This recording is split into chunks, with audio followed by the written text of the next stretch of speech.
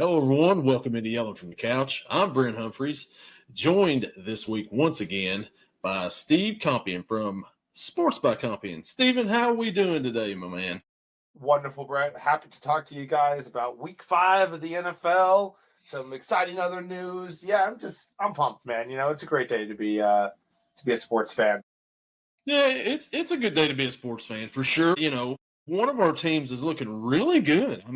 Had a very entertaining game the other day on Sunday, and the other one they played a game. So, we're going to get into a couple of games here. There's some exciting news in other realms of football here, not just the NFL, that we'll talk about. But let's go ahead and let's start with the NFL, and let's start with your Tampa Bay Bucs last week, man, going to Seattle and defeating Seattle 38-35 in a shootout. Man, what a game that was, Steven. Yeah, so I guess we're going to start with positives on this one. Baker's a dog. We've all known for a little while now that he's a dog, but he just continues to go week in, week out, and absolutely prove and do really whatever he needs to do for this team to win. The offensive line is finally starting to, be healthy enough to block for him. We're still missing Luke Gedeke, but mostly that O-line is starting to get healthy, and it's showing, Early on, it was looking like some dump stuff. We couldn't quite finish a couple drives, ended up with some field goals. But that second half, when Seattle woke up, Baker was like, all right, that's how we're doing this. And him and Emeka just decided to absolutely take over this game. Shout out to Emeka Egbuka, man, coming back to his homecoming game. Grew up a Seattle Seahawks fan, so had a lot of family in the stands. And oh my God, was this his I've arrived in the NFL game. It's he's been blowing up for weeks now, but I think this one really showed that he's ready to be a number one. With Mike Evans out right now, Chris Godwin still kind of coming back from injury. He took the reins and was absolutely ready to take this offense where we needed to go without Bucky, without a lot of people. Shout out Rachaad White. Typical, not tons of rushing yards from him, but great receiving game out of him. He blocks like a savage. We didn't miss Bucky Irving as much as we may have thought we were going to. Our special teams is still terrible, Brett. Getting into the negatives now. Seattle started just about every single drive from the 50-yard line, which is really cool for them. A shorter field for Sam Darnold to travel. And I think now that we've seen it with the second team now, it's fair to say Sam Darnold's the next quarterback that's come back from the dead, don't you think? Oh, yeah, definitely. Sam Darnold, I thought he was assistant quarterback in Minnesota and thought that was just a one-off, but right. Maybe not. Look at Sunday. Look at this box score right here. Baker Mayfield, 379 yards. Sam Darnold, 341 yards. Leave the defense at home, right? Emeka Egbuka, Ohio State receiver, 163 yards. Smith and Jigba, an Ohio State receiver, 132 yards. Ohio State receivers went off last week. Yes, they did. And it was, what a game this was here, especially if you liked offense. 100%. And Kenneth Walker got a decent amount of rushing yards. We're usually pretty good at stopping the run. Getting into our negatives here, the defense, like you said, just leave your defense at home. Not necessary for this game, apparently. We were down a couple corners, Jamel Dean and Benjamin Morris, our second-round pick. But this was sad. And I blame the pass rush, Brett. My man Sam was just chilling back there. There was plays where I would watch it, and I'd be like, that's been 4 seconds. This is going to suck. And sure enough, you'd launch it downfield for like a 50-some yard gain. And it's just like, no, we got to hit him. You got to hit him. You can't not hit him, because otherwise he'll sit back there and tear apart this secondary. And that's exactly what he did all week. He found his stride in that second half. First half, we got lucky with some crazy pitch play they did that they ended up with a fumble on. They were driving in that first half. We really only forced one fumble. This Seattle team came to play, man. They were looking good at home. The uniform matchup was beautiful. Yes. Oh, man, that was majestic. What is it about the throwbacks that makes everybody so happy? I don't know, but keep them. Don't go back to the new ones. Just keep them for a little while until we get tired of them. Please. Seriously, they're so beautiful. But yeah, dude, this defense, Hassan Reddit, Yaya Diaby, what are you boys doing, man? What are we doing? I'm tired about getting excited about, Yaya Diaby gets a lot of pressures. Who cares? Also win, because I didn't see you getting any pressures on Sunday, Yaya. The dude literally had a chance to be a superhero. The fucking pick six drops out of his hands and ends up in Cooper Kupp's hands. Yes. Buccaneer killer, who goes and picks up a first down, and they go 99 yards on that drive to score again. Just at some point, you have to make an NFL play if you're going to be an NFL superstar, Brett. That's pretty much what this comes down to for our boy Yaya Diaby. Love the story. Third round pick, gets lots of pressures, gets some sacks here and there.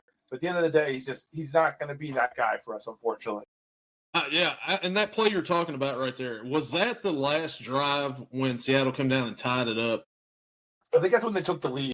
Okay, yeah, when they took the lead, yeah. Yeah. And it was, I mean, he had it, and Cooper Kupp's right there, and takes it for the first down. You were killer. Yeah.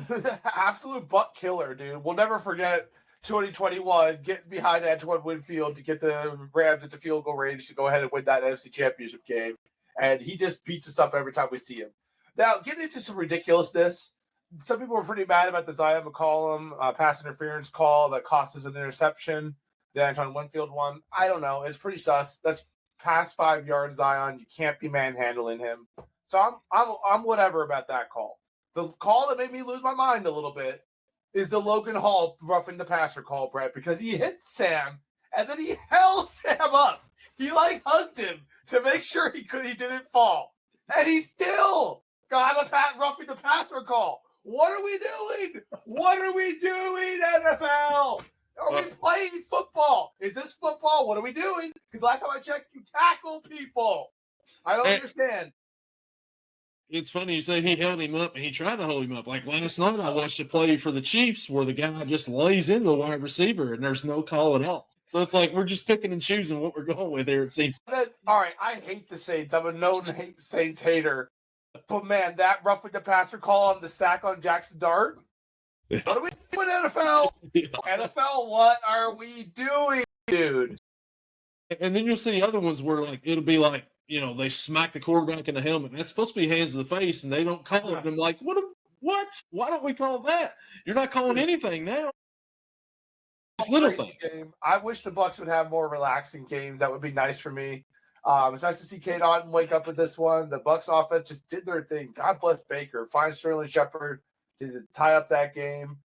Some people were like, Todd Bowles should have gone for 2. I kind of wanted him to as well. Thank God he didn't, because if we missed it there, then it all would have been for nothing. But bottom line, Sam Darnold bounces the ball off of Logan Hall's helmet. Attaboy Logan, way to make up for the roughing the passer call. He gets a ball bounced off his head. Lavonte David intercepts to kind of make up for his day. The little secret between me and you, Brett, this is Lavonte David's my favorite NFL player, and the years are catching up to him this year. It's a little sad, but the father time is finally caught up to my boy Lavonte. So it was really cool to see him get this interception to finish out the day and win the game for the Bucs, because this is probably his last year. Yeah, he had a big interception. Good for him. Very underrated player for sure in the NFL. Nobody hardly talks about Lavonte David a whole lot outside of Tampa Bay, but very underrated, great player. Next week, Tampa Bay. Do they have the Niners next week? Niners next week. So it's going to be the battle of which team can have the most people on the injury report, I believe, between these two. Hey, apparently it doesn't matter to Mac Jones. He'll just throw the ball to whoever, Booney, One of the more shocking results of the NFL season so far was that game last Thursday. It's like, yeah, they got everybody out but McCaffrey. But they're rolling in these games. Obviously, we're recording today, Tuesday morning. Big upset last night as the Jacksonville Jaguars, Liam Cohen's Jacksonville Jaguars, find a way to upset the Kansas City Chiefs. I picked the Chiefs. My picks were a mess last week, Brent. Wow. There was so many upsets. Everything was a complete mess. Mine were awful, too, last week. Awful, because nobody could have saw this last week coming. It was ridiculous.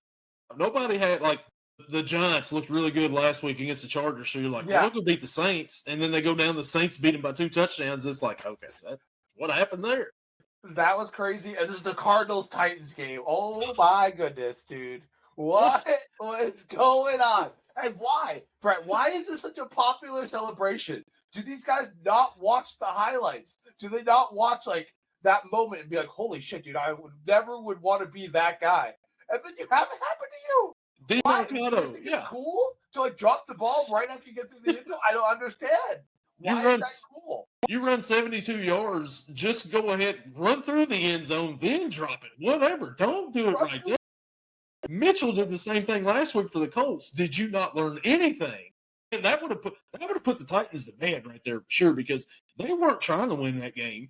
And then the fumble, and then the ball's squirting out everywhere, and Tyler Lockett just lands on it in the end zone for a touchdown. What kind of that was just like the football gods decided, you know what? We're tired of you, Cardinals. All right, it's time for our boy Cam Ward to have a victory. Yeah. And does that go down as a touchdown pass for Cam Ward? I wouldn't look at the box score to see, but I mean, if it was, congratulations, Cam Ward, because I don't think it did, but that was wild. Houston just absolutely beating up Baltimore, like you know.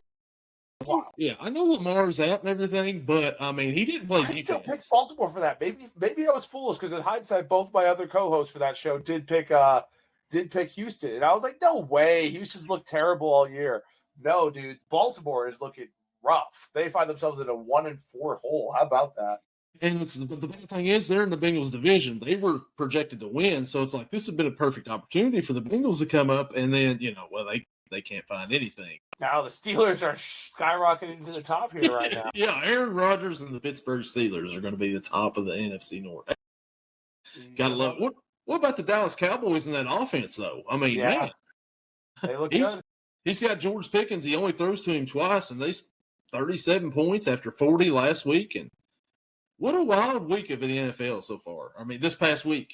This past week was great because I think we still don't know who anybody is. And so these upsets are really crazy. And we keep on thinking the guys from last year are eventually going to figure it out. Like the Chiefs, Baltimore. These guys can't keep losing, right, Brent? No, apparently they can, dude. Who knows?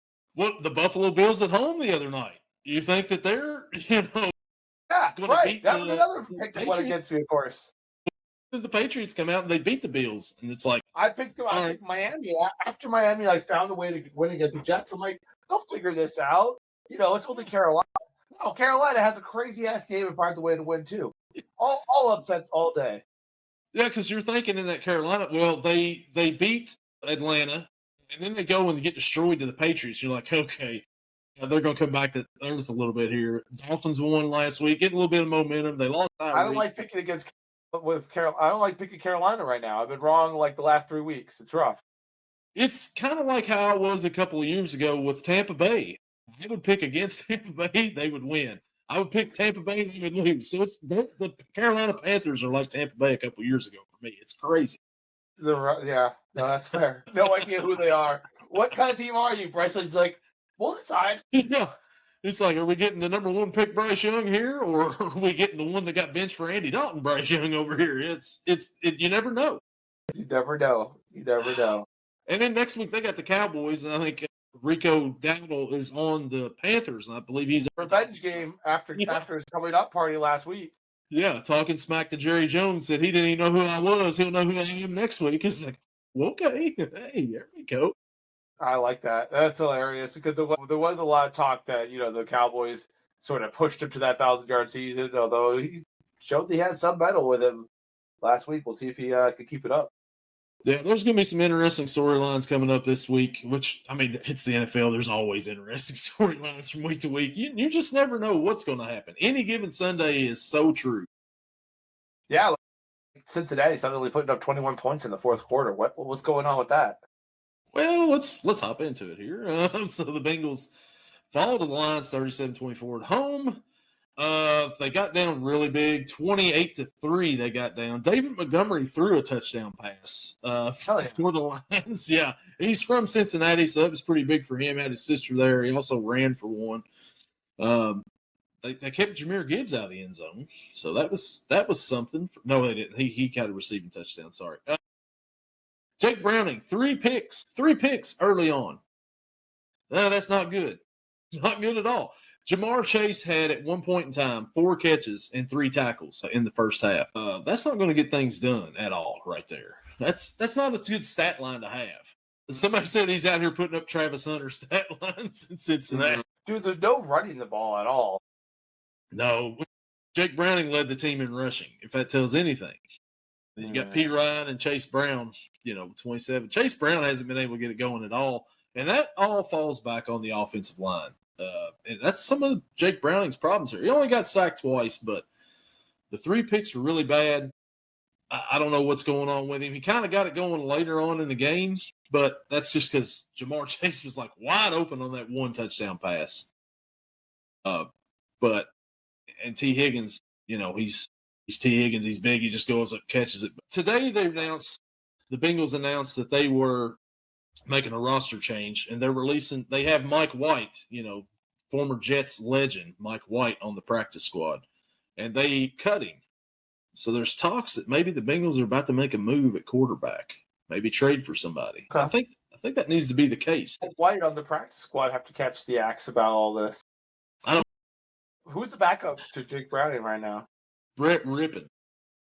A word. And they don't believe in Ribbons at all, I guess, because he hasn't gotten a shot yet. I guess not.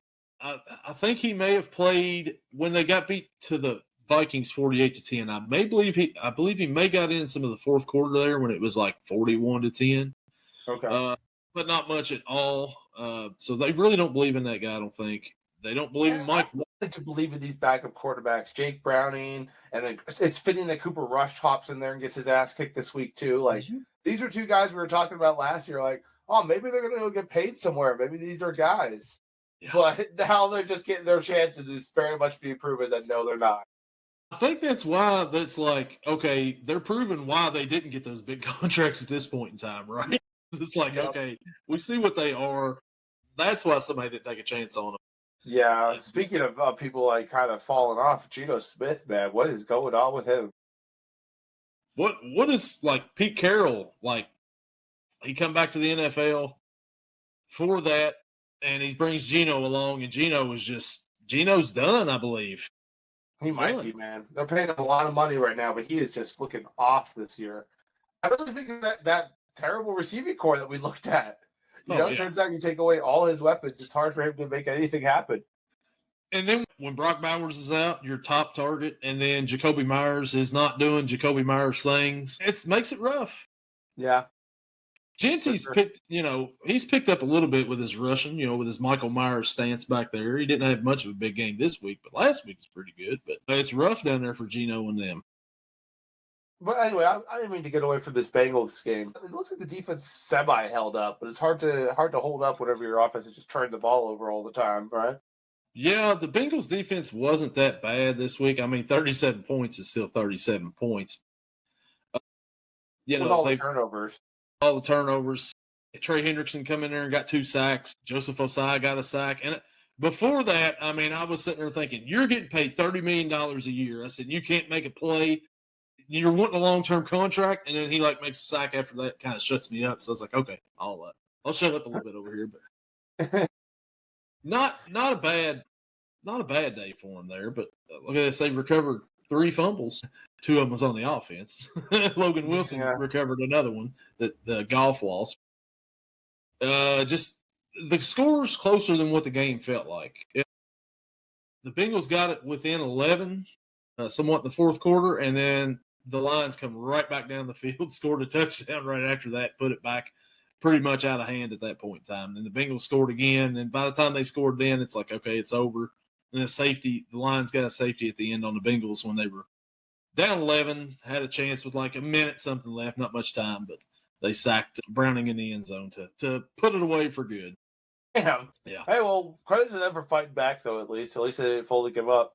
No, they didn't. I mean, they very well could have, and with the Detroit offense and everything the way they are, been like, okay, yeah, we get it. But they didn't. They hung in there a little bit, I guess. But it's still not good right now. They've got to make a move at quarterback, I believe.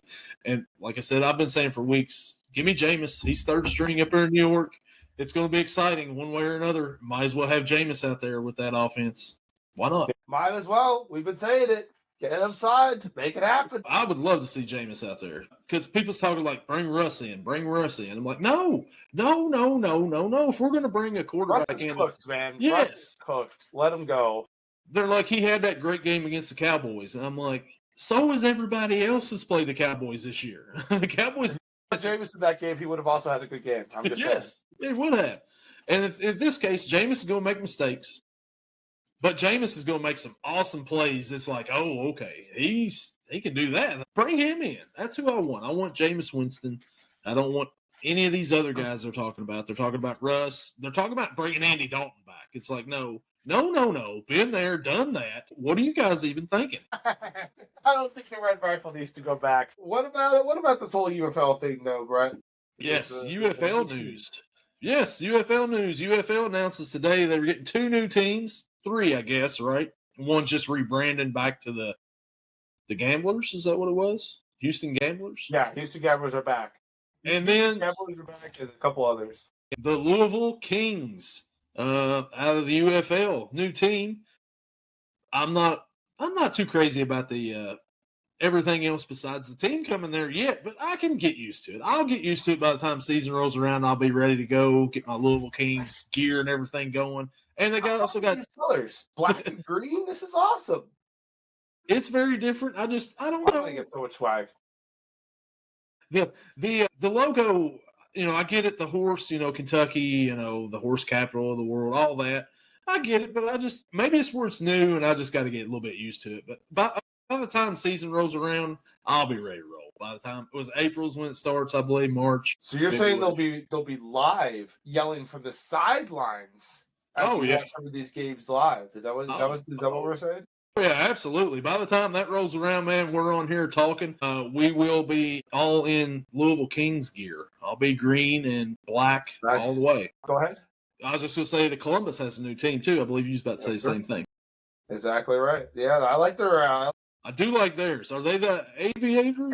Aviators, yep, Aviators. I like that. I guess a nod to the Wright brothers over there in Ohio, but I do like their logo too. But I'm not rooting for them. I'll be rooting for the Louisville Kings. Absolutely. And then the other new one is Orlando Storm, which basically, at least they rebranded from Orlando Guardians, which I didn't really like, and I don't think anyone else liked because they quickly faded away.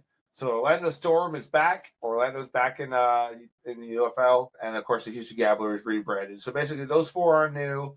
The returning 4 are the Birmingham Stallions, Dallas Renegades, DC Defenders, of course, and the St. Louis Battlehawks. It's ridiculous and tough to see the Michigan Panthers fold after going to the UFL championship last year, they just couldn't fill Ford Stadium. They couldn't afford to pay that lease, so it kind of made sense that they had to move on from there. Yeah, so I'm assuming Louisville's probably taking their spot, or what was the other team that's going away? The other team that's going away is the Memphis Showboats, which a lot of people saw coming. Attendance was low. They were at the bottom of the league as well. The Brahmas are gone too, which was kind of sad. They were around, but you don't need that many teams in Texas, which they just brought another team back in Texas anyways. Yeah. Now you got 2 teams in Texas.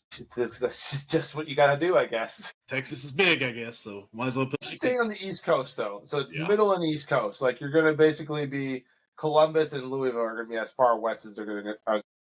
Right. Yeah, that's so. I'm excited for it, man. I haven't really followed a whole lot of UFL. A little bit. I'll watch, some of the playoffs and stuff. Some of the games I'll check out, but I'll be invested next year for sure in it. That's for sure. Yeah, it's going to be a fun time. We should definitely check out some games. And yeah, it's going to be interesting. Another season will be upon us soon enough. But in the meantime, we still got plenty of NFL action. But we just want to keep you guys updated about what's going on with the spring football league, Yeah, some of us have plenty of NFL action left to go, and some of us are just like trying to get through it. But, yeah. It's going to be a good month for you, Brent. Enjoy it. Yeah, the schedule's not bad, but the team is. So got the Packers Sunday, so nothing like that. Aiden Hutchinson, Micah Parsons back-to-back weeks. But I mean, we kept Hutchinson kind of quiet for the most part. He had 1 sack, but hopefully we can keep Micah quiet. And that Packers offense isn't really that great, I don't think. So we can kind of hang in a little bit. Who knows? Trade for Jameis. Trade for Jameis. Maybe Brian will figure it out. Who knows? All right. Well, Steven, do you got anything else to add on this show here today? No, thanks for having me on another wonderful episode of Yelling from the Couch. You love to see it. We appreciate you coming on, man. Everybody go check out Sports by Compian on YouTube. Give us a like and subscribe. Give him a like and subscribe. And we will catch you all next time. Later.